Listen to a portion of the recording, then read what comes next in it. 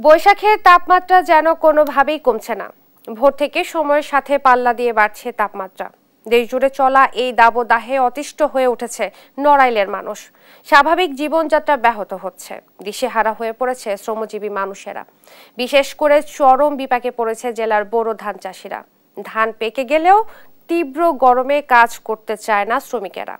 নড়াইল থেকে সহকর্মী শরীফুল ইসলামের পাঠানো তথ্যচিত্রে ডেস্ক রিপোর্ট।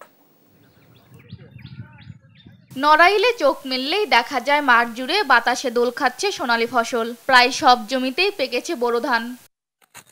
গরমের কারণে ভোর থেকে ধান কাটা শুরু করে অনেকেই, কিন্তু বেলা 10টার পর তীব্র গরমে আর মাঠে কাজ করতে পারেন না কৃষকরা। টানা দাবদাহে মাঠে শ্রমিক সংকটও দেখা দিয়েছে। কাজ করতে রাজি হলেও দিতে হয় চড়া মূল্য। খুবই অসুবিধা হচ্ছে। মাঠে ভোরবেলা আসছি, তাও ঠিকমতো কাজ কাম করতে আমরা পারতেছি না। গরম, খুবই গরম। এবারে কেউ জোন দিতেও চায় না, গরমে খুব অস্থির। যার জন্য নিজেরা এসে ছেলেদের নিয়ে এসে কাজ করছি। 9টা, 9:30টার বেশি মাঠে থাকা যাবে না।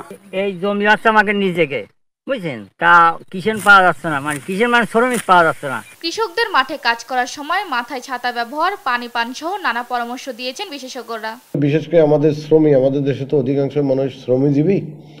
তাদের জন্য যেটা খুবই ইম্পর্টেন্ট, তাৎক্ষণিক হতে পারে, সেটা হলো হিট স্ট্রোক। এই জন্য আমি প্রত্যেকের উপদেশ দিই, প্রত্যেকে জানি 1 বোতল পানি কাছে রাখে, কিছুক্ষণ পর পর একটু পানি খাবে এবং চোখে মুখে পানি দেবে। এই ক্ষেত্রে ধান কাটার ক্ষেত্রে কৃষকদের প্রচণ্ড গরমে ধান কাটতে একটু কষ্ট হচ্ছে। একটা প্রকল্প আছে, এর মধ্যে আমরা কিছু যন্ত্রপাতি দিয়েছি, ধান কাটা, কম্বাইন হারভেস্টার, রিপার, এগুলো যাতে পুরো দমে পুরো জেলায় কাজ তারা এগুলো ব্যবহার করতে পারে, দ্রুত যাতে ধানগুলো কেটে নিয়ে যেতে পারে, সেই বিষয়ে আমরা পরামর্শ দিচ্ছি। জেলায় এ মৌসুমে লক্ষ্যমাত্রা থেকে অতিরিক্ত 60 হেক্টর জমিতে বোরো ধানের আবাদ হয়েছে। নিউজ ডেস্ক, দেশ টিভি।